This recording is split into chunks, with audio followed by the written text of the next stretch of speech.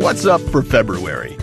Jupiter makes its exit, Venus at peak brightness, and the star-forming cloud next door. With the departure of Saturn and Venus over the past 2 months, Jupiter is the only bright planet left in our twilight skies in February, and it's on its way out.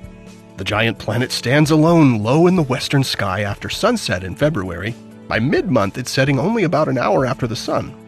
Once Jupiter departs at the end of February, the post-sunset sky will be essentially devoid of naked-eye planets until August, when Saturn will start rising in the east around sunset. There's a short period, though, in April and May when you might be able to spot Mercury as it pops briefly above the horizon. You'd have to go back 4 years to March of 2018 to find twilight skies with no bright planets. So catch Jupiter before it's gone, and look for it to become a morning planet in April. Speaking of morning skies, the planet Venus will be at its brightest for the year in February, around mid-month.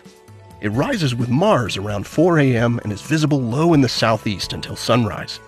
Venus is the brightest of all the planets in our solar system because of the highly reflective clouds that completely cover its globe. But its brightness in our skies varies depending on how far it is from Earth and on its phase. Turns out Venus is brightest not when it's closest to Earth, but when it's almost at its closest and still shows us a large bright crescent phase.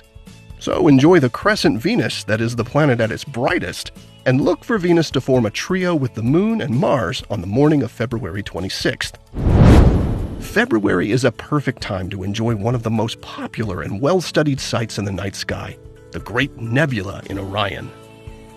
The Orion Nebula is an enormous cloud of gas and dust where thousands of stars are being born. In fact, it's the nearest large star-forming region to our solar system and around 1,500 light-years away. The bright central region of the Orion Nebula is a giant cavity in the cloud, being carved out by the intense ultraviolet light from a handful of extremely massive young stars. Finding the Orion Nebula is easy in February, as the constellation Orion will be high in the south around 8 or 9 p.m. Look for the 3 stars of the Hunter's Belt, and then find the stars that hang below it, forming Orion's Sword. In the center of this line of stars is one that looks kind of fuzzy. That's the nebula.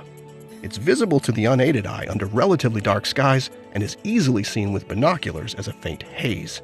And through a telescope, it's a sight you'll never forget. Here are the phases of the Moon for February. Stay up to date with all of NASA's missions to explore the solar system and beyond at nasa.gov.